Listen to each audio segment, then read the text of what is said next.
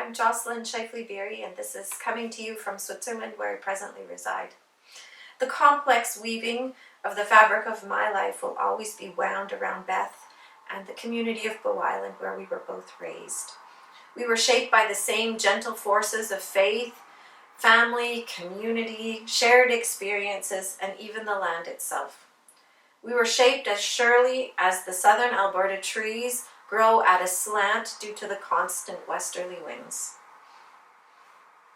We shared so much, even down to our genetics. She's my closest living relative outside of my immediate family. We were cousins on both sides of our family. Sisters, married, cousins. So we had the same last name, but our stronger connection was on the Anderson side. Our forming came from many unspoken places, as well as the shared experiences. We simply absorbed what it meant to live in a community, what it meant to be a good neighbor. We saw our mothers live frugal lives and invest in music, health, and relationships, and the steady, strong bond of sisterhood. We saw the faith of not just our parents, but that of our grandparents and our great-grandparents. We saw respect and the wide connection of community binding us together. And then there was music. Beth always was a star. We started at roughly the same time, but boy does she take off. The big three, the three oldest Anderson girls, always had us playing in gigs, church, Pleasant View Lodge, Remembrance Day services, weddings, even before we knew that we weren't that good. But we progressed. We did weekends in Rosebud and trips to the States to play in weddings, and Auntie Lila was always pulling out some new music as if by magic. When I moved away at 16, my music career stalled out, but Beth began to soar. And not just a little bit. She was amazing. I remember the concerto competition where Beth and Jeremy were both playing.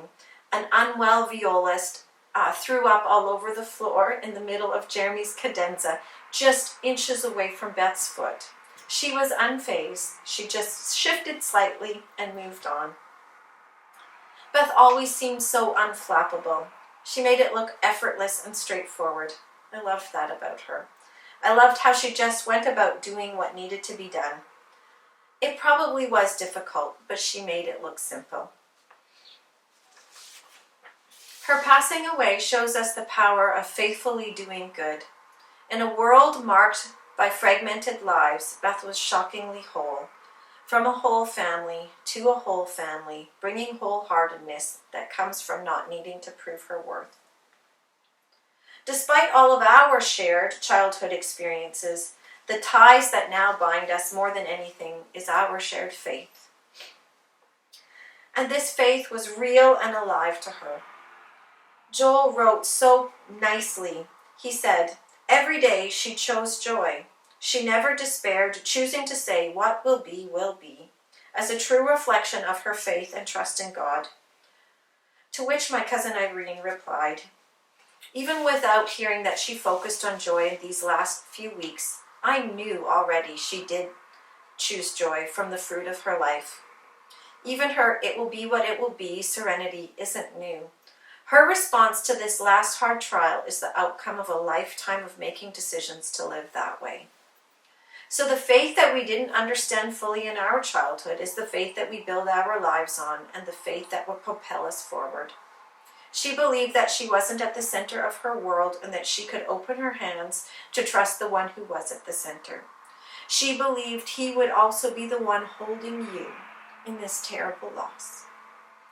But for those not quite ready to choose this joy, Auntie Barbara had some helpful advice. She says, "Sorry, Beth, I can't do joy right now, but I can do grateful.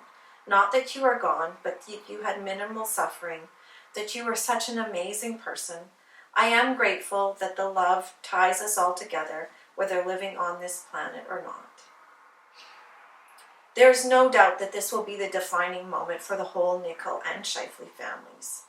This is the moment that what you really believe and what you hold on to shows up. This is the time that the depth of your community and connections will be revealed and the impact of a life well lived. I pray for so much extra grace to be able to know the difference between somebody needing extra time and someone getting stuck. I pray that the joy of remembering all the sweetness of who Beth was will be sweeter than any food that shows up at your door. I pray that her beauty of her music will sing louder than all of the silence in her absence. I pray that instead of raging in the injustice, there will be peace and patience to see all that is yet to come. I pray that you will find your footing and grow to see the goodness of the Lord in the land of the living. May her music play on in us, through us, to those around us. May she find us faithful. Fare thee well, beloved.